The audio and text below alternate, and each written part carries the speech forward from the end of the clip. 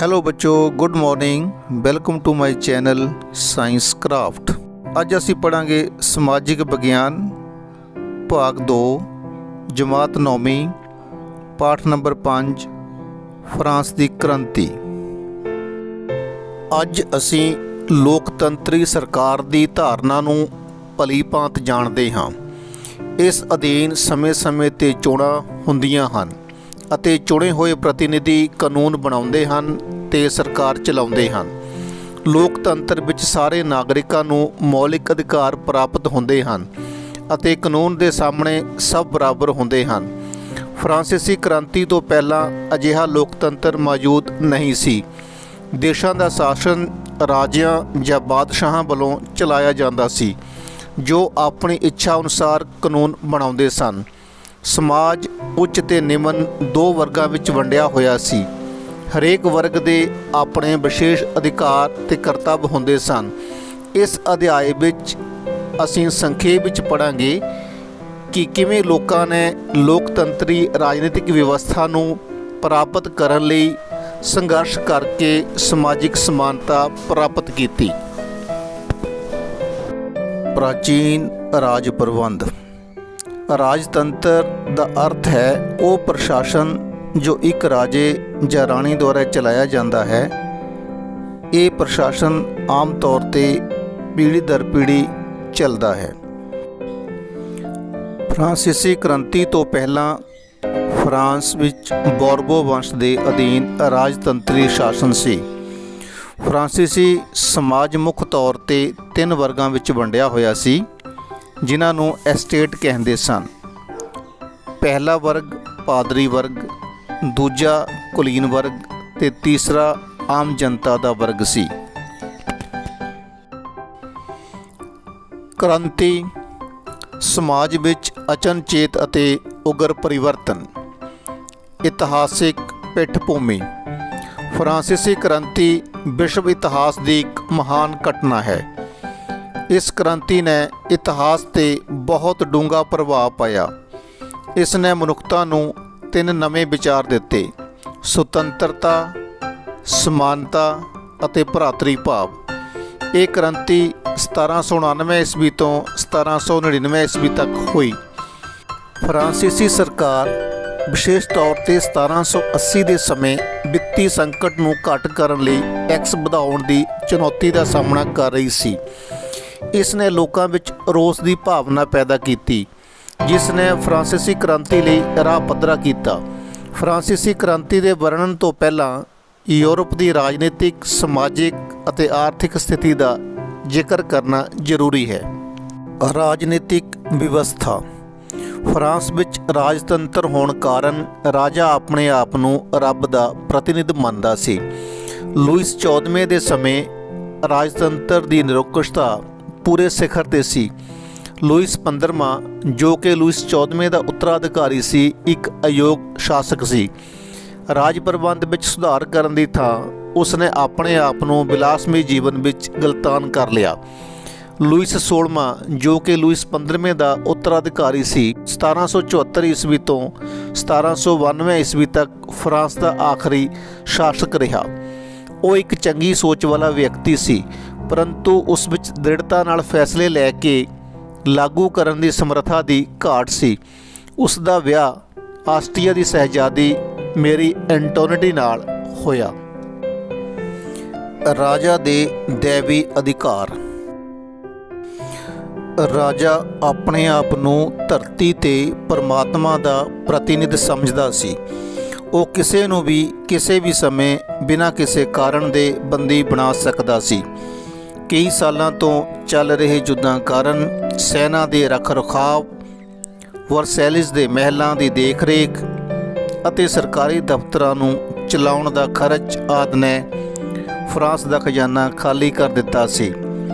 France की समाजिक, राजनीतिक अते आर्थिक हालात इन्नी खराब सी कि वधे हुए करां तो होने वाली आमदन भी उन्हां दी आर्थिक स्थिति नूं सुधारन विच काफ़ी नहीं सी।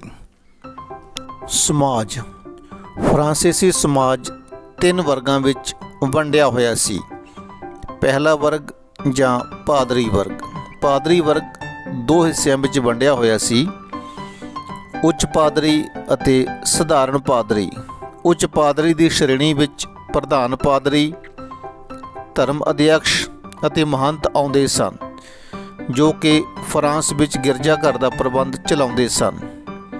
ਪ੍ਰਧਾਨ ਪਾਦਰੀ, ਜੋ ਕਿ ਕੁੱਲ ਜਨਸੰਖਿਆ ਦਾ 1% ਹਿੱਸਾ ਸਨ, ਜੋ ਗਿਰਜਾਘਰ ਦੀ ਸੰਪત્ਤੀ ਦਾ ਲਾਭ ਉਠਾਉਂਦੇ ਸਨ, ਜਿਹੜੀ ਕਿ ਕੁੱਲ ਭੂਮੀ ਦਾ 5ਵਾਂ ਹਿੱਸਾ ਸੀ, ਅਤੇ ਉਹਨਾਂ ਨੂੰ ਲੋਕਾਂ ਕੋਲੋਂ ਟੈਕਸ ਇਕੱਠਾ ਕਰਨ ਦਾ ਅਧਿਕਾਰ ਵੀ ਸੀ।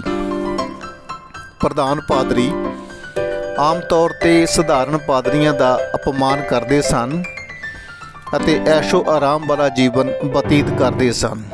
ਸਧਾਰਨ ਪਾਦਰੀ ਈਸਾਈ ਮਠਾਂ ਵਿੱਚ ਰਹਿੰਦੇ ਸਨ ਅਤੇ ਗਿਰਜਾਘਰ ਵਿੱਚ ਅਧਿਆਤਮਿਕ ਸੇਵਾਵਾਂ ਦਿੰਦੇ ਸਨ। ਉਹਨਾਂ ਦੀ ਆਮਦਨ ਇੰਨੀ ਘੱਟ ਸੀ ਕਿ ਉਹ ਇੱਕ ਸਧਾਰਨ ਜੀਵਨ ਵੀ ਮੁਸ਼ਕਲ ਨਾਲ ਗੁਜ਼ਾਰਦੇ ਸਨ। ਇਹ ਪਾਦਰੀ ਪ੍ਰਧਾਨ ਪਾਦਰੀਆਂ ਦੇ ਵਿਰੁੱਧ ਸਨ। ਦੂਸਰਾ ਵਰਗ ਜਾਂ ਕੁਲੀਨ ਵਰਗ। ਇਸ ਵਰਗ ਵਿੱਚ ਕੁਲੀਨ ਅਤੇ ਰਈਸ ਲੋਕ ਆਉਂਦੇ ਸਨ, ਜਿਨ੍ਹਾਂ ਨੂੰ ਕੋਈ ਵੀ ਕਰ ਨਹੀਂ ਦੇਣਾ ਪੈਂਦਾ ਸੀ ਅਤੇ ਭੂਮੀ ਰਾਹੀਂ ਧਨ ਇਕੱਠਾ ਕਰਦੇ ਸਨ। ਦੂਸਰਾ ਵਰਗ ਕੁੱਲ ਫਰਾਂਸੀਸੀ ਆਬਾਦੀ ਦਾ 2% ਸੀ, ਪਰ ਇਹ ਦੇਸ਼ ਦੀ ਕੁੱਲ ਭੂਮੀ ਦੇ 30% ਦੇ ਮਾਲਕ ਸਨ। ਤੀਸਰਾ ਵਰਗ ਜਾਂ ਸਧਾਰਨ ਵਰਗ। ਸਮਾਜ ਦੇ ਇਸ ਵਰਗ ਵਿੱਚ ਕੁੱਲ ਜਨਸੰਖਿਆ ਦੇ 97% ਲੋਕ ਆਉਂਦੇ ਸਨ। ਇਸ ਵਰਗ ਨੂੰ ਅਸਮਾਨਤਾ ਅਤੇ ਸਮਾਜਿਕ ਤੇ ਆਰਥਿਕ ਤੌਰ 'ਤੇ ਪਛੜੇਪਣ ਦਾ ਸਾਹਮਣਾ ਕਰਨਾ ਪੈਂਦਾ ਸੀ।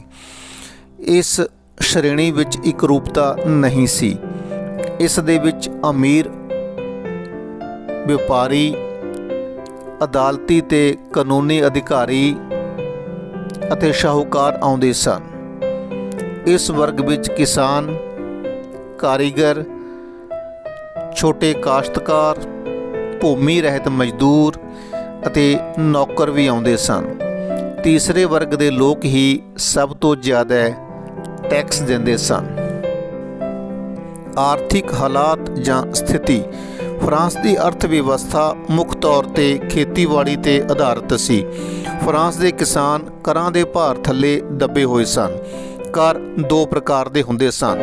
ਪਹਿਲੀ ਕਿਸਮ ਪ੍ਰਤੱਖ ਕਰ, ਜਿਵੇਂ ਭੂਮੀ ਕਰ, ਆਮਦਨ ਕਰ, ਸੰਪੱਤੀ ਕਰ, ਅਤੇ ਦੂਜੀ ਕਿਸਮ ਅਪ੍ਰਤੱਖ ਕਰ, ਜਿਵੇਂ ਨਮਕ, ਘਰ ਅਤੇ ਤੰਬਾਕੂ ਆਦਿ ਵਸਤੂਆਂ 'ਤੇ ਲੱਗਣ ਵਾਲੇ ਕਰ।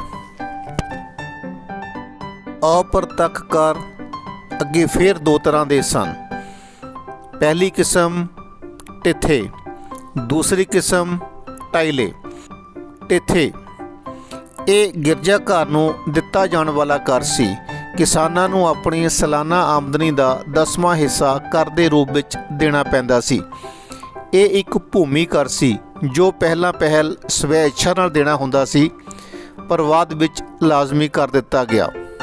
ਟਾਈਲੇ ਇਹ ਆਮ ਤੌਰ 'ਤੇ ਰਾਜ ਨੂੰ ਦਿੱਤੇ ਜਾਣ ਵਾਲਾ ਕਰ ਸੀ, ਜੋ ਆਮ ਲੋਕਾਂ 'ਤੇ ਲਗਾਇਆ ਜਾਂਦਾ ਸੀ ਅਤੇ ਆਮ ਤੌਰ 'ਤੇ ਰਾਜਾ ਦੁਆਰਾ ਆਪਣੀ ਪ੍ਰਜਾ ਦੀ ਭੂਮੀ ਅਤੇ ਸੰਪੱਤੀ 'ਤੇ ਲਗਾਇਆ ਜਾਂਦਾ ਸੀ। ਇਹ ਕਰ ਰੋਜ਼ਾਨਾ ਲੋੜਾਂ ਜਿਵੇਂ ਕਿ ਨਮਕ ਅਤੇ ਤੰਬਾਕੂ ਆਦਿ 'ਤੇ ਲਗਾਇਆ ਜਾਂਦਾ ਸੀ। ਇਸ ਦਾ ਪ੍ਰਤੀਸ਼ਤ ਹਰ ਸਾਲ ਰਾਜੇ ਦੀ ਮਰਜ਼ੀ ਨਾਲ ਤੈਅ ਕੀਤਾ ਜਾਂਦਾ ਸੀ। ਮੱਧ ਵਰਗ ਦਾ ਵਿਕਾਸ, ਬੌਧਿਕ ਅੰਦੋਲਨ। ਉਸ ਸਮੇਂ ਇੱਕ ਵਿਸ਼ਵਾਸ ਪੈਦਾ ਹੋਇਆ ਕਿ ਬੌਧਿਕਤਾ ਦੀ ਪ੍ਰਾਪਤੀ ਹੀ ਫਰਾਂਸ ਦੀ ਵਿਗੜਦੀ ਹੋਈ ਹਾਲਤ ਦਾ ਉਪਾਅ ਹੈ। ਲੋਕਾਂ ਵਿੱਚ ਜਾਗਰੂਕਤਾ ਲਿਆਉਣ ਲਈ ਪੈਂਪਲੇਟ, ਇਸ਼ਤਿਹਾਰ ਪੱਤਰ ਆਦਿ ਜਾਰੀ ਕੀਤੇ ਗਏ, ਜਿਨ੍ਹਾਂ ਨੇ ਬਾਅਦ ਵਿੱਚ ਪੁਸਤਕਾਂ ਤੇ ਵਿਸ਼ਵਕੋਸ਼ ਦਾ ਰੂਪ ਧਾਰਨ ਕਰ ਲਿਆ। ਪੜ੍ਹੇ ਲਿਖੇ ਲੋਕਾਂ ਨੂੰ ਅਮਰੀਕਨ ਕ੍ਰਾਂਤੀ ਅਤੇ ਪ੍ਰੋਬਦਨ ਅੰਦੋਲਨ ਬਾਰੇ ਜਾਣਕਾਰੀ ਸੀ। ਅਮਰੀਕਨ ਕ੍ਰਾਂਤੀ ਦੇ ਕੁਝ ਨੇਤਾ ਜਿਵੇਂ ਕਿ ਬੈਂਜਾਮਿਨ ਫਰੈਂਕਲਿਨ ਫਰਾਂਸੀਸੀ ਬੁੱਧੀਜੀਵੀਆਂ ਨਾਲ ਜੁੜੇ ਹੋਏ ਸਨ ਅਤੇ ਉਹ ਪੈਰਿਸ ਵਿੱਚ ਰਹੇ ਵੀ ਸਨ। ਫਰਾਂਸੀਸੀਆਂ ਨੇ ਸਭ ਤੋਂ ਪਹਿਲਾਂ ਆਜ਼ਾਦੀ ਤੇ ਸਮਾਨਤਾ ਦੇ ਵਿਚਾਰਾਂ ਨੂੰ ਗ੍ਰਹਿਣ ਕੀਤਾ ਅਤੇ ਇਸ ਨੂੰ ਪ੍ਰਾਪਤ ਕਰਨ ਲਈ ਸੰਘਰਸ਼ ਕੀਤਾ। ਫਰਾਂਸ ਦੇ ਵਿਦਵਾਨ ਜਿਵੇਂ ਕਿ ਵੋਲਟੇਅਰ, ਰੂਸੋ, ਮਾਂਟੈਸਕਿਊ ਆਦਿ ਨੇ ਸਰਕਾਰ ਦੀਆਂ ਵਧੀਕੀਆਂ ਤੇ ਚਾਨਣ ਪਾਇਆ ਤੇ ਹੋ ਰਹੇ ਭੇਦਭਾਵ ਅਸਮਾਨਤਾ ਵਿਰੁੱਧ ਲੋਕਾਂ ਦੀਆਂ ਭਾਵਨਾਵਾਂ ਨੂੰ ਜਾਗਰੂਕ ਕੀਤਾ। ਵਾਲਟੇਅਰ 1694 ਈਸਵੀ ਤੋਂ 1778 ਈਸਵੀ ਤੱਕ। ਵਾਲਟੇਅਰ ਨੇ ਆਪਣੀਆਂ ਲਿਖਤਾਂ ਦੁਆਰਾ ਕੁਲੀਨਾਂ ਤੇ ਅਮੀਰਾਂ ਦੀ ਪਕੜ ਨੂੰ ਸਾਹਮਣੇ ਲਿਆਂਦਾ। ਉਸ ਦਾ ਵਿਸ਼ਵਾਸ ਸੀ ਕਿ ਸਾਰੇ ਧਰਮ ਫਜ਼ੂਲ ਹਨ ਤੇ ਤਰਕ ਦੇ ਖਿਲਾਫ ਹਨ। ਇਵੇਂ ਕ੍ਰਾਂਤੀ ਦੀ ਅੱਗ ਹੋਰ ਤੇਜ਼ ਹੋ ਗਈ। ਲੌਕ ਜਿਹੇ ਵਿਦਵਾਨਾਂ ਨੇ ਇੱਕ ਅਜਿਹੇ ਸਮਾਜ 'ਤੇ ਜ਼ੋਰ ਦਿੱਤਾ ਜੋ ਕਿ ਸਮਾਨ ਕਦਰਾਂ ਕੀਮਤਾਂ 'ਤੇ ਆਧਾਰਿਤ ਸੀ। ਰੂਸੋ 1712 ਈਸਵੀ ਤੋਂ 1778 ਈਸਵੀ ਤੱਕ। ਰੂਸੋ ਨੇ ਤਾਨਾਸ਼ਾਹੀ ਤੇ ਜ਼ਾਲਮ ਸ਼ਾਸਕਾਂ ਵਿਰੁੱਧ ਆਵਾਜ਼ ਉਠਾਈ ਤੇ ਇੱਕ ਲੋਕਤੰਤਰੀ ਰਾਜ ਦੀ ਸਥਾਪਨਾ 'ਤੇ ਜ਼ੋਰ ਦਿੱਤਾ। ਉਸ ਨੇ ਲੋਕਮਤ ਪ੍ਰਭੂ ਸੱਤਾ ਦੇ ਸਿਧਾਂਤ 'ਤੇ ਜ਼ੋਰ ਦਿੱਤਾ। ਉਸ ਨੇ ਕਿਹਾ ਕਿ ਮਨੁੱਖ ਸੁਤੰਤਰ ਪੈਦਾ ਹੋਇਆ ਸੀ, ਫਿਰ ਵੀ ਉਹ ਜੰਜੀਰਾਂ ਵਿੱਚ ਜਕੜਿਆ ਹੋਇਆ ਹੈ। ਉਸ ਨੇ ਰਾਜ ਦੀ ਪ੍ਰਕਿਰਤੀ ਬਾਰੇ ਦੱਸਿਆ। ਉਸ ਨੇ ਕਿਹਾ ਧਰਮ ਸੰਪਤੀ ਦੇ ਪ੍ਰਭਾਵ ਨੇ ਮਨੁੱਖ ਨੂੰ ਜੰਜੀਰਾਂ ਵਿੱਚ ਜਕੜਿਆ ਹੋਇਆ ਹੈ। ਉਸ ਨੇ ਰਾਜ ਨੂੰ ਇੱਕ ਜ਼ਰੂਰੀ ਬੁਰਾਈ ਦੱਸਿਆ ਹੈ। ਆਪਣੀ ਪੁਸਤਕ ਸੋਸ਼ਲ ਕੰਟਰੈਕਟ ਵਿੱਚ ਰੂਸੋ ਨੇ ਇਸ ਗੱਲ 'ਤੇ ਜ਼ੋਰ ਦਿੱਤਾ ਕਿ ਮਨੁੱਖ ਕੇਵਲ ਸਮਾਜਿਕ ਆਜ਼ਾਦੀ ਅਤੇ ਸਮਾਨ ਅਧਿਕਾਰਾਂ ਦੀ ਪ੍ਰਾਪਤੀ ਤੋਂ ਬਾਅਦ ਹੀ ਖੁਸ਼ਨੁਮਾ ਜੀਵਨ ਬਤੀਤ ਕਰ ਸਕਦਾ ਹੈ। ਉਸ ਨੇ ਲੋਕਤੰਤਰ ਨੂੰ ਸਭ ਤੋਂ ਵਧੀਆ ਸਰਕਾਰ ਮੰਨਿਆ ਤੇ ਕਿਹਾ ਕਿ ਇੱਕ ਰਾਜਾ ਉਦੋਂ ਤੱਕ ਰਾਜ ਕਰ ਸਕਦਾ ਹੈ ਜਦੋਂ ਤੱਕ ਲੋਕਾਂ ਦਾ ਵਿਸ਼ਵਾਸ ਪ੍ਰਾਪਤ ਹੋਵੇ। ਮਾਂਟੈਸਕਿਊ 1699 ਈਸਵੀ ਤੋਂ 1755 ਈਸਵੀ ਤੱਕ।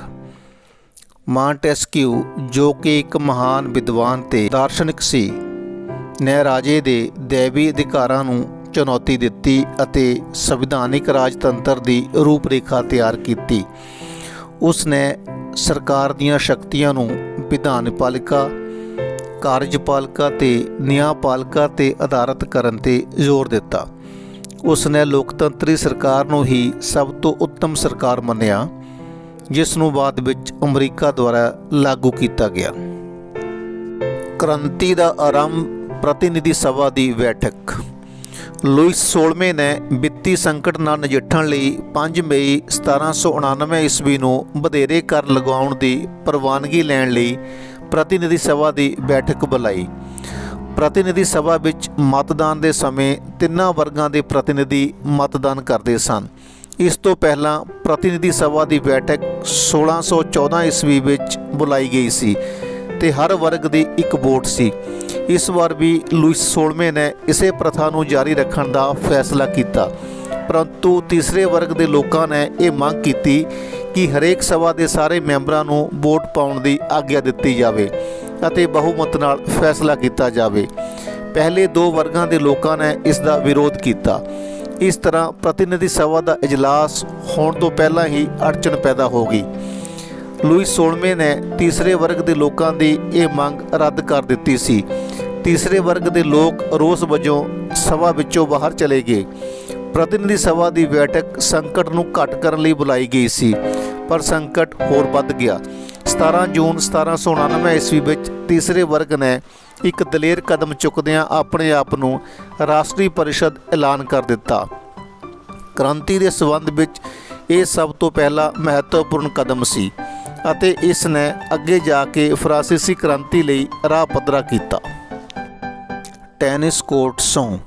17 ਜੂਨ 1799 ਨੂੰ ਤੀਸਰੇ ਵਰਗ ਨੇ ਆਪਣੇ ਆਪ ਨੂੰ ਰਾਸ਼ਟਰ ਦੀ ਜਨਤਾ ਦੇ ਪ੍ਰਤੀਨਿਧੀ ਹੋਣ ਦਾ ਦਾਅਵਾ ਕਰਦਿਆਂ ਮਨੁੱਖੀ ਅਧਿਕਾਰਾਂ ਦਾ ਘੋਸ਼ਣਾ ਪੱਤਰ ਜਾਰੀ ਕੀਤਾ।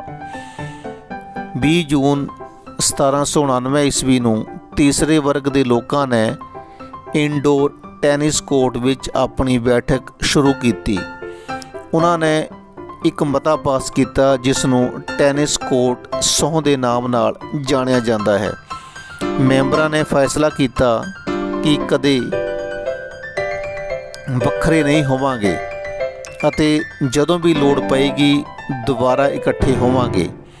ਤੀਸਰੇ ਵਰਗ ਦੇ ਪ੍ਰਤੀਨਿਧੀਆਂ ਵੱਲੋਂ ਸਹੁੰ ਚੁੱਕੀ ਗਈ ਤੇ ਦਸਤਖਤ ਕੀਤੇ ਗਏ। 5 ਜੁਲਾਈ 1799 ਈਸਵੀ ਨੂੰ ਰਾਸ਼ਟਰੀ ਸੰਸਦ ਦਾ ਨਾਮ ਬਦਲ ਕੇ ਰਾਸ਼ਟਰੀ ਸੰਵਿਧਾਨ ਸਭਾ ਰੱਖਿਆ ਗਿਆ। ਇਹ ਆਮ ਲੋਕਾਂ ਦੀ ਰਾਜੇ ਉੱਪਰ ਪਹਿਲੀ ਜਿੱਤ ਸੀ। ਲੂਈਸ 16ਵਾਂ ਇਹਨਾਂ ਤਬਦੀਲੀਆਂ ਨਾਲ ਸਮਝੌਤਾ ਨਹੀਂ ਕਰ ਸਕਿਆ ਅਤੇ ਉਹ ਆਪਣੇ ਪੁਰਾਣੇ ਰੁਤਬੇ ਨੂੰ ਮੁੜ ਹਾਸਲ ਕਰਨ ਦਾ ਇੱਛੁਕ ਸੀ। ਉਸ ਨੇ ਸਭਾ ਭਾਵ ਅਸੈਂਬਲੀ ਨੂੰ ਭੰਗ ਕਰਨ ਦੀ ਯੋਜਨਾ ਬਣਾਈ।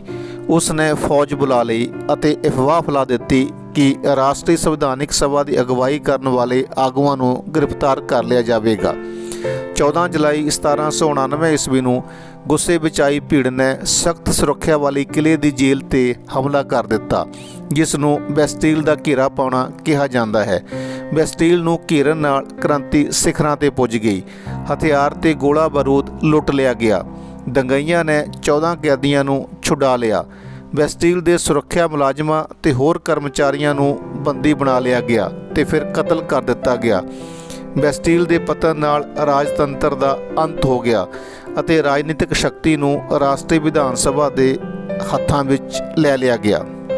4 ਅਗਸਤ 1799 ਨੂੰ ਰਾਸ਼ਟਰੀ ਸੰਵਿਧਾਨ ਸਭਾ ਨੇ ਕਰ ਹਟਾ ਦਿੱਤੇ ਅਤੇ ਪਾਦਰੀਆਂ ਨੂੰ ਆਪਣੇ ਵਿਸ਼ੇਸ਼ ਅਧਿਕਾਰ ਛੱਡਣ ਲਈ ਮਜਬੂਰ ਕਰ ਦਿੱਤਾ। ਗਿਰਜਾ ਘਰਾਂ ਦੀ ਮਲਕੀਅਤ ਹੇਠ ਆਉਣ ਵਾਲੀ ਭੂਮੀ ਨੂੰ ਖੋਹ ਲਿਆ ਗਿਆ ਅਤੇ ਟਿੱਥੇ ਜਿਹੜਾ ਕਿ ਚਰਚ ਵੱਲੋਂ ਲਿਆ ਜਾਣ ਵਾਲਾ ਕਰ ਸੀ, ਖਤਮ ਕਰ ਦਿੱਤਾ ਗਿਆ। ਇਸ ਨਾਲ ਸਮੰਤਵਾਦ ਦਾ ਅੰਤ ਹੋ ਗਿਆ। ਵਿਦਰੋਹੀ ਲੋਕਾਂ ਦੀ ਸ਼ਕਤੀ ਦੇ ਸਾਹਮਣੇ ਝੁਕਦੇ ਹੋਏ ਲੂਈਸ 16ਵੇਂ ਨੇ ਰਾਸ਼ਟਰੀ ਸਭਾ ਨੂੰ ਮਾਨਤਾ ਦੇ ਦਿੱਤੀ ਅਤੇ ਉਸ ਨੇ ਇਹ ਸਵੀਕਾਰ ਕਰ ਲਿਆ ਕਿ ਹੁਣ ਤੋਂ ਉਸ ਦੀਆਂ ਸ਼ਕਤੀਆਂ ਸੰਵਿਧਾਨ ਦੁਆਰਾ ਨਿਯੰਤਰਿਤ ਹੋਣਗੀਆਂ। ਰਾਸ਼ਟਰੀ ਪਰਿਸ਼ਦ 1799 ਈਸਵੀ ਤੋਂ 1791 ਈਸਵੀ ਤੱਕ ਤੀਜੇ ਐਸਟੇਟ ਦੇ ਪ੍ਰਤੀਨਿਧੀਆਂ ਨੇ ਆਪਣੇ ਆਪ ਨੂੰ ਫਰਾਂਸ ਦੇ ਪ੍ਰਤੀਨਿਧ ਦੱਸਦੇ ਹੋਏ ਰਾਸ਼ਟਰੀ ਪਰਿਸ਼ਦ ਦਾ ਐਲਾਨ ਕਰ ਦਿੱਤਾ ਅਤੇ ਸਹੁੰ ਚੁੱਕੀ ਕਿ ਫਰਾਂਸ ਦੇ ਲਈ ਸੰਵਿਧਾਨ ਬਣਾਉਣ ਤੋਂ ਪਹਿਲਾਂ ਵੱਖਰੇ ਨਹੀਂ ਹੋਵਾਂਗੇ। ਰਾਸ਼ਟਰੀ ਪਰਿਸ਼ਦ ਕੇਵਲ ਸਮੰਤਵਾਦ ਅਤੇ ਕੁਲੀਨ ਵਰਗ ਦੀ ਪ੍ਰਭੂ ਸੱਤਾ ਨੂੰ ਖਤਮ ਕਰਨ ਵਿੱਚ ਹੀ ਕਾਮਯਾਬ ਨਹੀਂ ਰਹੀ, ਸਗੋਂ ਇਸ ਨੇ ਅਧਿਕਾਰਾਂ ਦਾ ਐਲਾਨ ਵੀ ਕੀਤਾ ਜੋ ਇਸ ਕ੍ਰਾਂਤੀ ਦਾ ਉਦੇਸ਼ ਸੀ। ਫਰਾਂਸ ਦਾ ਸੰਵਿਧਾਨਿਕ ਰਾਜਤੰਤਰ ਬਣਨਾ 1791 ਈਸਵੀ ਤੋਂ 1792 ਈਸਵੀ ਤੱਕ। ਫਰਾਂਸ ਦੇ ਲਿਖਤੀ ਸੰਵਿਧਾਨ ਦਾ ਖਰੜਾ 1791 ਈਸਵੀ ਵਿੱਚ ਪੂਰਾ ਹੋ ਗਿਆ। ਇਸ ਸੰਵਿਧਾਨ ਨੇ ਸ਼ਕਤੀਆਂ ਨੂੰ ਵਿਧਾਨਪਾਲਿਕਾ, ਕਾਰਜਪਾਲਿਕਾ ਅਤੇ ਨਿਆਂਪਾਲਿਕਾ ਵਿੱਚ ਵੰਡ ਦਿੱਤਾ, ਜਦੋਂ ਕਿ ਪਿਛਲੇ ਸੰਵਿਧਾਨ ਵਿੱਚ ਸਾਰੀਆਂ ਸ਼ਕਤੀਆਂ ਰਾਜੇ ਦੇ ਹੱਥ ਵਿੱਚ ਸਨ। ਇਸ ਨਵੇਂ ਸੰਵਿਧਾਨ ਨੇ ਫਰਾਂਸ ਨੂੰ ਇੱਕ ਸੰਵਿਧਾਨਿਕ ਰਾਜਤੰਤਰ ਵਿੱਚ ਬਦਲ ਦਿੱਤਾ। ਸੰਵਿਧਾਨਿਕ ਰਾਜਤੰਤਰ। ਸੰਵਿਧਾਨਿਕ ਰਾਜਤੰਤਰ ਇੱਕ ਅਜਿਹੀ ਸਰਕਾਰ ਹੈ ਜਿਸ ਦੇ ਵਿੱਚ ਰਾਜੇ ਨੂੰ ਸੰਵਿਧਾਨ ਅਨੁਸਾਰ ਸੀਮਤ ਸ਼ਕਤੀਆਂ ਪ੍ਰਾਪਤ ਹੁੰਦੀਆਂ ਹਨ। ਕਨਵੈਨਸ਼ਨ 1792 ਈਸਵੀ ਤੋਂ 1795 ਈਸਵੀ ਤੱਕ। ਰਾਸ਼ਟਰੀ ਸਭਾ ਦੇ ਸ਼ਾਸਨ ਦੌਰਾਨ ਫਰਾਂਸ ਵਿੱਚ ਲਗਾਤਾਰ ਉਥਲ-ਪੁਥਲ ਮਚੀ ਰਹੀ। ਪਰਸ਼ੀਆ ਤੇ ਆਸਟਰੀਆ ਵਰਗੇ ਗੁਆਂਢੀ ਦੇਸ਼ਾਂ ਵਿੱਚ ਸਮਾਜਿਕ ਤੇ ਰਾਜਨੀਤਿਕ ਗਤੀਵਿਧੀਆਂ ਚਿੰਤਾ ਦਾ ਮੁੱਖ ਕਾਰਨ ਸਨ। ਤੀਸਰੇ ਵਰਗ ਦੇ ਉਭਾਰ ਦੇ ਡਰ ਤੋਂ ਲੂਈਸ 16ਵੇਂ ਨੇ ਇਹਨਾਂ ਦੇਸ਼ਾਂ ਨਾਲ ਗੁਪਤ ਸਮਝੌਤਾ ਕੀਤਾ ਅਤੇ ਕ੍ਰਾਂਤੀ ਨੂੰ ਕੁਚਲਣ ਲਈ ਸੈਨਾ ਭੇਜਣ ਦੀ ਯੋਜਨਾ ਬਣਾਈ। ਇਸ ਤੋਂ ਪਹਿਲਾਂ ਕਿ ਇਸ ਯੋਜਨਾ ਨੂੰ ਫਰਾਂਸ, ਪਰਸ਼ੀਆ ਅਤੇ ਆਸਟਰੀਆ ਦੇ ਸ਼ਾਸਕਾਂ ਵੱਲੋਂ ਨੇਪਰੇ ਚਾੜਿਆ ਜਾਂਦਾ, ਰਾਸ਼ਟਰੀ ਸਭਾ ਨੇ ਪਰਸ਼ੀਆ ਤੇ ਆਸਟਰੀਆ ਵਿਰੁੱਧ ਲੜਾਈ ਦੀ ਘੋਸ਼ਣਾ ਕਰ ਦਿੱਤੀ। ਯੁੱਧ ਨੇ ਕ੍ਰਾਂਤੀਕਾਰੀ ਸ਼ਕਤੀਆਂ ਨੂੰ ਵਧੇਰੇ ਪ੍ਰੇਰਨਾ ਦਿੱਤੀ, ਜਿਨ੍ਹਾਂ ਨੇ ਉਹਨਾਂ ਦਾ ਆਤਮ ਵਿਸ਼ਵਾਸ ਵਧਾ ਦਿੱਤਾ, ਜਿਸ ਦੇ ਨਤੀਜੇ ਵਜੋਂ ਕਨਵੈਨਸ਼ਨ ਨੇ ਫਰਾਂਸ ਨੂੰ ਗਣਤੰਤਰ ਘੋਸ਼ਿਤ ਕਰ ਦਿੱਤਾ। ਵੱਖ-ਵੱਖ ਪ੍ਰਾਂਤਾਂ ਤੋਂ ਹਜ਼ਾਰਾਂ ਲੋਕ ਆਪਣੀ ਸਵੈ ਇੱਛਾ ਨਾਲ ਸੈਨਾ ਵਿੱਚ ਸ਼ਾਮਲ ਹੋ ਗਏ। ਉਹਨਾਂ ਵਿੱਚੋਂ ਜ਼ਿਆਦਾਤਰ ਲਈ ਇਹ ਲੜਾਈ ਫਰਾਂਸ ਨੂੰ ਬਚਾਉਣ ਲਈ ਹੀ ਨਹੀਂ, ਸਗੋਂ ਯੂਰਪ ਦੇ ਗਰੀਬ ਲੋਕਾਂ ਵੱਲੋਂ ਰਾਜਤੰਤਰ ਵਿਰੁੱਧ ਇੱਕ ਯੁੱਧ ਵੀ ਸੀ। ਗਲੂਟਾਈਨ। ਗਲੂਟਾਈਨ ਡਾਕਟਰ ਗਲੂਟਾਈਨ ਦੁਆਰਾ ਬਣਾਇਆ ਗਿਆ ਇੱਕ ਅਜਿਹਾ ਯੰਤਰ ਸੀ ਜੋ ਲੋਕਾਂ ਨੂੰ ਮੌਤ ਦੀ ਸਜ਼ਾ ਦੇਣ ਲਈ ਵਰਤਿਆ ਜਾਂਦਾ ਸੀ, ਜੋ ਕਿ 2 ਖੰਭਿਆਂ ਅਤੇ ਇਕਾਰੇ ਨਾਲ ਬਣਿਆ ਹੋਇਆ ਸੀ। ਇਸ ਨਾਲ ਆਦਮੀ ਦਾ ਸਿਰ ਧੜ ਤੋਂ ਅਲੱਗ ਕਰ ਦਿੱਤਾ ਜਾਂਦਾ ਸੀ। ਜੈਕੋਬਿਨ ਫਰਾਂਸ ਵਿੱਚ ਰਾਜਨੀਤਿਕ ਕਲੱਬ ਲੋਕਾਂ ਦੇ ਇਕੱਠ ਦਾ ਮੁੱਖ ਕੇਂਦਰ ਬਣ ਗਏ। ਇਹਨਾਂ ਕਲੱਬਾਂ ਵਿੱਚ ਲੋਕ ਰਾਜਨੀਤਿਕ ਘਟਨਾਵਾਂ ਬਾਰੇ ਚਰਚਾ ਤੇ ਅਗਲੇਰੀ ਕਾਰਵਾਈ ਲਈ ਯੋਜਨਾਵਾਂ ਬਣਾਉਂਦੇ। ਇਹਨਾਂ ਕਲੱਬਾਂ ਵਿੱਚੋਂ ਫਰਾਂਸ ਦਾ ਜੈਕੋਬਿਨ ਕਲੱਬ ਸਭ ਤੋਂ ਪ੍ਰਸਿੱਧ ਕਲੱਬ ਸੀ, ਜੋ ਕਿ ਫਰਾਂਸ ਦੇ ਗਰੀਬ ਤੇ ਪਿਛੜੇ ਤਬਕਿਆਂ ਦੇ ਲੋਕਾਂ ਨਾਲ ਸੰਬੰਧਿਤ ਸੀ। ਇਹਨਾਂ ਵਿੱਚ ਛੋਟੇ ਦੁਕਾਨਦਾਰ, ਕਾਰੀਗਰ, ਮੋਚੀ, ਘੜੀਸਾਜ਼ ਤੇ ਦਿਹਾੜੀਦਾਰ ਕਾਮੇ ਸ਼ਾਮਲ ਸਨ। ਇਹ ਕ੍ਰਾਂਤੀਕਾਰੀ ਸਮੂਹ ਸਿੱਧੇ ਲੋਕਤੰਤਰ ਵਿੱਚ ਵਿਸ਼ਵਾਸ ਰੱਖਦਾ ਸੀ। ਇਹਨਾਂ ਨੇ ਕ੍ਰਾਂਤੀ ਦਾ ਵਿਰੋਧ ਕਰਨ ਵਾਲੀਆਂ ਤਾਕਤਾਂ ਨੂੰ ਕੁਚਲਣ ਲਈ ਸਖਤ ਕਦਮ ਚੁੱਕੇ। ਇਹਨਾਂ ਦਾ ਆਗੂ ਮੈਕਸਿਮਿਲਾਨ ਰੋਬਸਪਾਇਰੀ ਸੀ। ਉਹ ਆਪਣੇ ਆਪ ਨੂੰ ਦੂਸਰਿਆਂ ਤੋਂ ਅਲੱਗ ਦਿਖਾਉਣ ਲਈ ਗੋਡਿਆਂ ਤੱਕ ਧਾਰੀਦਾਰ ਪਜਾਮੀ ਪਹਿਨਦੇ ਸਨ। ਅੰਤਕ ਦਾ ਦੌਰ ਤੇ ਜੈਕੋਬਿਨਾਂ ਦਾ ਅੰਤ। ਖਾਣ ਪੀਣ ਦੀਆਂ ਵਸਤੂਆਂ ਦੀਆਂ ਵੱਧਦੀਆਂ ਕੀਮਤਾਂ ਤੇ ਘੱਟ ਪੂਰਤੀ ਦੇ ਕਾਰਨ ਲੋਕਾਂ ਦੇ ਸਰਕਾਰ ਪ੍ਰਤੀ ਵੱਧਦੇ ਗੁੱਸੇ ਨੂੰ ਦੇਖਦਿਆਂ ਹੋਇਆਂ ਜੈਕੋਬਿਨਾਂ ਨੇ 1792 ਈਸਵੀ ਵਿੱਚ ਬਗਾਵਤ ਦੀ ਯੋਜਨਾ ਬਣਾਈ।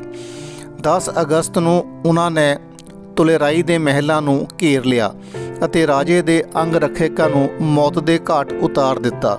1793 ਈਸਵੀ ਤੋਂ 1794 ਈਸਵੀ ਦਾ ਸਮਾਂ ਫਰਾਂਸ ਲਈ ਬੁਰਾ ਸਮਾਂ ਸੀ, ਜਿਸ ਵਿੱਚ ਘੱਟੋ ਘੱਟ 16,000 ਤੋਂ ਲੈ ਕੇ 40,000 ਤੱਕ ਲੋਕ ਜੈਕੋਬਿਨ ਸਰਕਾਰ ਦੁਆਰਾ ਮਾਰ ਦਿੱਤੇ ਗਏ। ਇਸ ਸਮੇਂ ਨੂੰ ਅੰਤਕ ਦੇ ਦੌਰ ਦੇ ਨਾਮ ਨਾਲ ਵੀ ਜਾਣਿਆ ਜਾਂਦਾ ਹੈ। ਜੈਕੋਬਿਨਾਂ ਦੇ ਆਗੂ ਰੋਬਸਪਾਇਰੀ ਨੇ ਲੋਕਾਂ ਨੂੰ ਸਖਤੀ ਨਾਲ ਕਾਬੂ ਰੱਖਣ ਤੇ ਸਖਤ ਸਜ਼ਾ ਦੇਣ ਦੀ ਨੀਤੀ ਅਪਣਾਈ। ਉਹ ਸਾਰੇ ਲੋਕ ਜਿਨ੍ਹਾਂ ਨੂੰ ਉਹ ਗਣਤੰਤਰ ਦਾ ਦੁਸ਼ਮਣ ਮੰਨਦਾ ਸੀ, ਇੱਥੋਂ ਤੀਕ ਕਿ ਉਹ ਲੋਕ ਉਸ ਦੀ ਆਪਣੀ ਪਾਰਟੀ ਦੇ ਮੈਂਬਰ ਜਿਹੜੇ ਉਸ ਨਾਲ ਸਹਿਮਤ ਨਹੀਂ ਸਨ ਨੂੰ ਗ੍ਰਿਫਤਾਰ ਕਰਕੇ ਜੇਲ੍ਹ ਵਿੱਚ ਸੁੱਟ ਦਿੱਤਾ। ਇੱਕ ਕ੍ਰਾਂਤੀਕਾਰੀ ਟ੍ਰਿਬਿਊਨਲ ਦੁਆਰਾ ਮੁਕੱਦਮੇ ਚਲਾਏ ਗਏ ਅਤੇ ਦੋਸ਼ੀਆਂ ਨੂੰ ਗਲੂਟਾਈਨ ਰਾਹੀਂ ਕਤਲ ਕਰ ਦਿੱਤਾ ਗਿਆ। ਰੋਬਸਪਾਇਰੀ ਦੀ ਸਰਕਾਰ ਨੇ ਕਾਨੂੰਨ ਦੁਆਰਾ ਤਨਖਾਹ ਅਤੇ ਕੀਮਤਾਂ ਦੀਆਂ ਹੱਦਾਂ ਨਿਸ਼ਚਿਤ ਕਰ ਦਿੱਤੀਆਂ। ਮੀਟ ਅਤੇ ਰੋਟੀ ਭਾਵ ਬ੍ਰੈਡ ਨੂੰ ਰਾਸ਼ਨ ਦੀਆਂ ਸਰਕਾਰੀ ਦੁਕਾਨਾਂ 'ਤੇ ਵੇਚਣਾ ਯਕੀਨੀ ਬਣਾਇਆ ਅਤੇ ਨਾਲ ਹੀ ਕਿਸਾਨਾਂ ਨੂੰ ਸਰਕਾਰ ਦੁਆਰਾ ਨਿਸ਼ਚਿਤ ਕੀਤੀਆਂ ਕੀਮਤਾਂ 'ਤੇ ਅਨਾਜ ਵੇਚਣ ਲਈ ਮਜਬੂਰ ਕੀਤਾ ਗਿਆ। ਮਹਿੰਗੇ ਮੈਦੇ ਦੀ ਵਰਤੋਂ 'ਤੇ ਰੋਕ ਲਾ ਦਿੱਤੀ। ਗਿਰਜਾਘਰ ਬੰਦ ਕਰ ਦਿੱਤੇ ਅਤੇ ਇਹਨਾਂ ਦੀਆਂ ਇਮਾਰਤਾਂ ਨੂੰ ਛਾਉਣੀਆਂ ਅਤੇ ਦਫ਼ਤਰਾਂ ਵਿੱਚ ਬਦਲ ਦਿੱਤਾ। ਰੋਬਸਪਾਇਰੀ ਨੇ ਆਪਣੀਆਂ ਨੀਤੀਆਂ ਨੂੰ ਇੰਨੀ ਸਖਤੀ ਨਾਲ ਲਾਗੂ ਕੀਤਾ ਕਿ ਉਸਦੇ ਆਪਣੇ ਸਮਰਥਕ ਵੀ ਇਹਨਾਂ ਨੀਤੀਆਂ 'ਚ ਨਰਮੀ ਦੀ ਮੰਗ ਕਰਨ ਲੱਗੇ। ਅੰਤ ਵਿੱਚ ਉਸ 'ਤੇ ਮੁਕੱਦਮੇ ਚਲਾ ਕੇ ਦੋਸ਼ੀ ਪਾਇਆ ਅਤੇ ਉਸ ਨੂੰ ਜੁਲਾਈ 1794 ਈਸਵੀ ਵਿੱਚ ਗਲੂਟਾਈਨ ਦੀ ਸਜ਼ਾ ਦੇ ਕੇ ਮੌਤ ਦੇ ਘਾਟ ਉਤਾਰ ਦਿੱਤਾ। ਡਾਇਰੈਕਟਰੀ 1795 ਈਸਵੀ ਤੋਂ 1799 ਈਸਵੀ ਤੱਕ। ਰੋਬਸਪਾਇਰੀ ਦੀ ਮੌਤ ਦੇ ਨਾਲ ਹੀ ਜੈਕੋਬਿਨਾਂ ਦੀ ਸਰਕਾਰ ਦਾ ਅੰਤ ਹੋ ਗਿਆ। ਇਸ ਦੇ ਨਾਲ ਫਰਾਂਸੀਸੀ ਸਮਾਜ ਦੇ ਅਮੀਰ ਲੋਕਾਂ ਨੇ ਰਾਜਸੀ ਤਾਕਤ ਅਤੇ ਸਰਕਾਰ ਨੂੰ ਆਪਣੇ ਹੱਥਾਂ 'ਚ ਲੈ ਲਿਆ। ਸੰਪਤੀ ਰਹਿਤ ਲੋਕਾਂ ਨੂੰ ਵੋਟ ਪਾਉਣ ਦਾ ਅਧਿਕਾਰ ਨਹੀਂ ਸੀ। 1795 ਈਸਵੀ ਤੋਂ 1799 ਈਸਵੀ ਤੱਕ ਫਰਾਂਸ 'ਚ ਡਾਇਰੈਕਟਰੀ ਦਾ ਰਾਜ ਰਿਹਾ। ਲੋਕ ਇਸ ਗੱਲ ਤੋਂ ਚਿੰਤਤ ਸਨ ਕਿ ਰਾਜਨੀਤਿਕ ਸੱਤਾ ਇੱਕ ਹੱਥ ਵਿੱਚ ਨਹੀਂ ਰਹਿਣੀ ਚਾਹੀਦੀ, ਜਿਵੇਂ ਕਿ ਜੈਕੋਬੀਅਨਜ਼ ਨੇ ਕੀਤਾ ਸੀ। ਉਹਨਾਂ ਨੇ 5 ਮੈਂਬਰੀ ਡਾਇਰੈਕਟਰੀ ਕੌਂਸਲ ਬਣਾਈ ਅਤੇ 2 ਵਿਧਾਨ ਪਰਿਸ਼ਦਾਂ ਦੀ ਚੋਣ ਕੀਤੀ। ਹਾਲਾਂਕਿ ਇਸ ਨਾਲ ਸੱਤਾ ਦੀਆਂ ਸ਼ਕਤੀਆਂ ਦੀ ਵੰਡ ਹੋ ਗਈ, ਫਿਰ ਵੀ ਵਿਧਾਨ ਪਰਿਸ਼ਦਾਂ ਅਤੇ ਡਾਇਰੈਕਟਰਾਂ ਵਿਚਕਾਰ ਝੜਪਾਂ ਹੁੰਦੀਆਂ ਰਹਿੰਦੀਆਂ ਸਨ। ਵਿਧਾਨ ਪਰਿਸ਼ਦ ਅਤੇ ਡਾਇਰੈਕਟਰਾਂ ਦੀ ਆਪਸੀ ਖਿੱਚੋਤਾਣ ਕਾਰਨ ਪੈਦਾ ਹੋਈ ਰਾਜਨੀਤਿਕ ਅਸਥਿਰਤਾ ਕਾਰਨ ਫਰਾਂਸ ਵਿੱਚ ਨੈਪੋਲੀਅਨ ਬੋਨਾਪਾਰਟ ਦੀ ਫੌਜੀ ਤਾਨਾਸ਼ਾਹੀ ਦੇ ਉਭਾਰ ਦਾ ਰਸਤਾ ਖੁੱਲ੍ਹ ਗਿਆ। ਨੈਪੋਲੀਅਨ ਬੋਨਾਪਾਰਟ ਫਰਾਂਸੀਸੀ ਜਰਨੈਲ ਸੀ ਜੋ ਇਟਲੀ ਉੱਤੇ ਆਪਣੀਆਂ ਜਿੱਤਾਂ ਕਾਰਨ ਪ੍ਰਸਿੱਧ ਹੋਇਆ। ਉਸ ਨੇ 1799 ਈਸਵੀ ਵਿੱਚ ਰਾਜਨੀਤਿਕ ਸੱਤਾ ਹਾਸਲ ਕੀਤੀ, ਪਰੰਤੂ 1804 ਵਿੱਚ ਉਸ ਨੇ ਆਪਣੇ ਆਪ ਨੂੰ ਫਰਾਂਸ ਦਾ ਸਮਰਾਟ ਘੋਸ਼ਿਤ ਕਰ ਦਿੱਤਾ। ਉਹ ਕੇਵਲ ਇੱਕ ਫੌਜੀ ਜਰਨੈਲ ਹੀ ਨਹੀਂ ਸੀ, ਬਲਕਿ ਇੱਕ ਯੋਗ ਰਾਜਨੀਤਿਕ ਆਗੂ ਵੀ ਸੀ। ਉਸਨੇ ਆਪਣੇ ਗੁਆਂਢੀ ਯੂਰਪੀ ਦੇਸ਼ਾਂ ਨੂੰ ਜਿੱਤਿਆ ਅਤੇ ਆਪਣੇ ਪਰਿਵਾਰਕ ਮੈਂਬਰਾਂ ਨੂੰ ਉੱਥੋਂ ਦਾ ਸ਼ਾਸਕ ਬਣਾ ਦਿੱਤਾ। ਸ਼ੁਰੂ ਵਿੱਚ ਲੋਕਾਂ ਨੇ ਉਸ ਨੂੰ ਮੁਕਤੀਦਾਤਾ ਦੇ ਰੂਪ ਵਿੱਚ ਦੇਖਿਆ। ਉਸ ਦੀ ਸੋਚ ਬਹੁਤ ਪ੍ਰਗਤੀਸ਼ੀਲ ਸੀ। ਜਲਦੀ ਹੀ ਉਸ ਦੀਆਂ ਫੌਜਾਂ ਨੂੰ ਯੂਰਪ ਵਿੱਚ ਘੁਸਪੈਠੀਏ ਵਜੋਂ ਜਾਣਿਆ ਜਾਣ ਲੱਗਾ। ਉਸ ਦੇ ਉਦਾਰਵਾਦੀ ਕਾਨੂੰਨ ਫਰਾਂਸ ਦੇ ਦੂਜੇ ਯੂਰਪੀ ਦੇਸ਼ਾਂ ਵਿੱਚ ਲਾਗੂ ਹੋ ਗਏ ਸਨ ਅਤੇ ਉਸ ਦੀ ਹਾਰ ਤੋਂ ਬਾਅਦ ਵੀ ਇਹਨਾਂ ਕਾਨੂੰਨਾਂ ਤੋਂ ਲੋਕ ਪ੍ਰਭਾਵਿਤ ਰਹੇ। 1815 ਈਸਵੀ ਵਿੱਚ ਉਹ ਵਾਟਰਲੂ ਦੀ ਲੜਾਈ ਵਿੱਚ ਹਾਰ ਗਿਆ। ਅੰਗਰੇਜ਼ਾਂ ਨੇ ਉਸ ਨੂੰ ਦੂਰ ਇੱਕ ਟਾਪੂ ਸੇਂਟ ਹੈਲੀਨਾ ਵਿੱਚ ਕੈਦ ਕਰ ਦਿੱਤਾ, ਜਿੱਥੇ 5 ਮਈ 1821 ਈਸਵੀ ਨੂੰ ਉਸ ਦੀ ਮੌਤ ਹੋ ਗਈ। ਫਰਾਂਸੀਸੀ ਕ੍ਰਾਂਤੀ ਵਿੱਚ ਔਰਤਾਂ ਦਾ ਯੋਗਦਾਨ। ਫਰਾਂਸੀਸੀ ਔਰਤਾਂ ਨੂੰ ਕਿਸੇ ਨੇ ਫਰਾਂਸੀਸੀ ਕ੍ਰਾਂਤੀ ਦੌਰਾਨ ਸਰਗਰਮ ਨਾਗਰਿਕ ਨਾ ਮੰਨਿਆ, ਪਰੰਤੂ ਕ੍ਰਾਂਤੀ ਦੇ ਦੌਰਾਨ ਉਹਨਾਂ ਦੀ ਭੂਮਿਕਾ ਕਾਫੀ ਸਰਗਰਮ ਸੀ। ਉਹਨਾਂ ਨੇ ਕ੍ਰਾਂਤੀ ਵਿੱਚ ਇਸ ਉਮੀਦ ਨਾਲ ਭਾਗ ਲਿਆ ਕਿ ਨਵੀਂ ਸਰਕਾਰ ਉਹਨਾਂ ਦੇ ਜੀਵਨ ਨੂੰ ਬਿਹਤਰ ਬਣਾਏਗੀ। ਤੀਸਰੇ ਵਰਗ ਵਿੱਚ ਸ਼ਾਮਿਲ ਔਰਤਾਂ ਜ਼ਿਆਦਾਤਰ ਆਪਣੇ ਜੀਵਨ ਦਾ ਗੁਜ਼ਾਰਾ ਕਰਨ ਲਈ ਫੁੱਲ, ਫਲ, ਸਬਜ਼ੀਆਂ ਵੇਚਣ ਅਤੇ ਕੱਪੜੇ ਸਿਲਾਈ ਅਤੇ ਅਮੀਰ ਲੋਕਾਂ ਦੇ ਘਰਾਂ ਵਿੱਚ ਕੰਮ ਕਰਨ ਦੀ ਨੌਕਰੀ ਕਰਦੇ ਸਨ।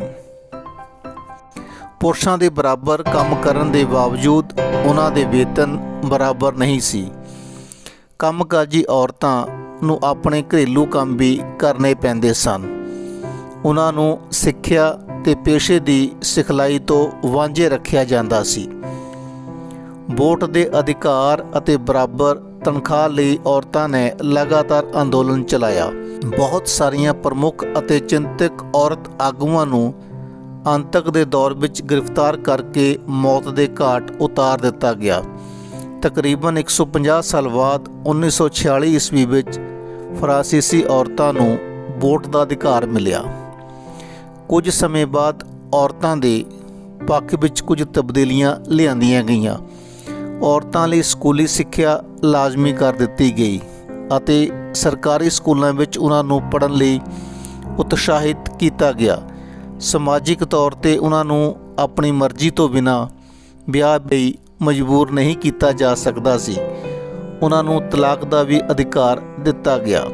ਵਿਆਹ ਨੂੰ ਵੀ ਇੱਕ ਕਾਨੂੰਨੀ ਇਕਰਾਰ ਮੰਨਿਆ ਗਿਆ।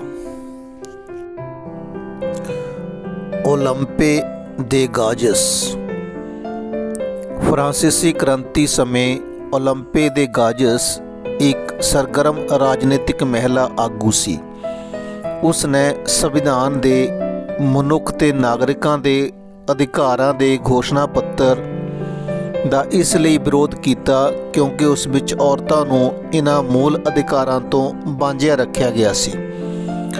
ਉਸ ਨੇ ਜੈਕੋਬਿਨ ਸਰਕਾਰ ਦੁਆਰਾ ਔਰਤਾਂ ਦੇ ਕਲੱਬ ਬੰਦ ਕਰਨ ਦੀ ਆਲੋਚਨਾ ਕੀਤੀ। ਉਸ ਉੱਤੇ ਰਾਸ਼ਟਰੀ ਵਿਧਾਨ ਸਭਾ ਦੁਆਰਾ ਮੁਕੱਦਮਾ ਚਲਾਇਆ ਗਿਆ ਅਤੇ ਛੇਤੀ ਹੀ ਉਸ ਨੂੰ ਮੌਤ ਦੇ ਘਾਟ ਉਤਾਰ ਦਿੱਤਾ ਗਿਆ। ਕ੍ਰਾਂਤੀ ਅਤੇ ਫਰਾਂਸ ਦੇ ਲੋਕਾਂ ਦੀ ਰੋਜ਼ਾਨਾ ਦੀ ਜ਼ਿੰਦਗੀ। ਕ੍ਰਾਂਤੀ ਤੋਂ ਬਾਅਦ ਫਰਾਂਸ ਦੇ ਲੋਕਾਂ ਦੇ ਜੀਵਨ ਵਿੱਚ ਕਈ ਪਰਿਵਰਤਨ ਆਏ। ਕ੍ਰਾਂਤੀ ਤੋਂ ਬਾਅਦ ਬਣੀ ਸਰਕਾਰ ਨੇ ਸੁਤੰਤਰਤਾ ਅਤੇ ਸਮਾਨਤਾ ਦੇ ਵਿਚਾਰਾਂ ਨੂੰ ਲੋਕਾਂ ਦੇ ਆਮ ਜੀਵਨ ਵਿੱਚ ਲਿਆਉਣ ਲਈ ਕਈ ਕਾਨੂੰਨ ਪਾਸ ਕੀਤੇ। ਪੁਰਾਣੇ ਰਾਜ ਵਿੱਚ ਕੁਝ ਵਰਗਾਂ ਨੂੰ ਮਿਲੇ ਵਿਸ਼ੇਸ਼ ਅਧਿਕਾਰ ਖਤਮ ਕਰ ਦਿੱਤੇ। ਚਰਚ ਦੀ ਜ਼ਮੀਨ ਮੱਧ ਵਰਗ ਦੇ ਲੋਕਾਂ ਵੱਲੋਂ ਖਰੀਦ ਲਈ ਗਈ ਅਤੇ ਕੁਲੀਨ ਲੋਕਾਂ ਦੀਆਂ ਜ਼ਮੀਨਾਂ ਜ਼ਬਤ ਕਰ ਲਈਆਂ ਗਈਆਂ। ਮਨੁੱਖ ਤੇ ਨਾਗਰਿਕਾਂ ਦੇ ਅਧਿਕਾਰ ਦੇ ਘੋਸ਼ਣਾ ਪੱਤਰ ਵਿੱਚ ਉਹਨਾਂ ਲਈ ਬੋਲਣ ਅਤੇ ਪ੍ਰਗਟਾਵੇ ਦੀ ਜ਼ਿੰਦਗੀ ਸੁਨਿਸ਼ਚਿਤ ਕੀਤੀ ਗਈ। ਨਤੀਜੇ ਵਜੋਂ ਪ੍ਰੈਸ, ਸਾਹਿਤ, ਕਲਾ ਆਦਿ ਦਾ ਵਿਕਾਸ ਹੋਇਆ। ਆਜ਼ਾਦੀ, ਸਮਾਨਤਾ ਅਤੇ ਭਾਈਚਾਰੇ ਦੇ ਸਿਧਾਂਤ ਜੋ ਕਿ ਫਰਾਂਸੀਸੀ ਕ੍ਰਾਂਤੀ ਦੇ ਥੰਮ ਸਨ, ਪ੍ਰੈਸ ਦੀ ਆਜ਼ਾਦੀ ਨਾਲ ਦੂਰ ਦੂਰ ਤੱਕ ਫੈਲ ਗਏ। ਫਰਾਂਸੀਸੀ ਕ੍ਰਾਂਤੀ ਨੇ ਰਾਸ਼ਟਰ ਸ਼ਬਦ ਦੇ ਨਵੇਂ ਅਰਥ ਦਿੱਤੇ। ਰਾਸ਼ਟਰ ਕੇਵਲ ਇੱਕ ਇਲਾਕਾ ਨਹੀਂ ਹੁੰਦਾ, ਸਗੋਂ ਉਸ ਇਲਾਕੇ ਨਾਲ ਸੰਬੰਧਿਤ ਲੋਕ ਹੁੰਦੇ ਹਨ। ਫਰਾਂਸ ਨੂੰ ਕੇਵਲ ਇਸ ਦੇ ਇਲਾਕੇ ਕਰਕੇ ਨਹੀਂ, ਸਗੋਂ ਫਰਾਂਸੀਸੀ ਲੋਕਾਂ ਕਰਕੇ ਜਾਣਿਆ ਜਾਂਦਾ ਹੈ।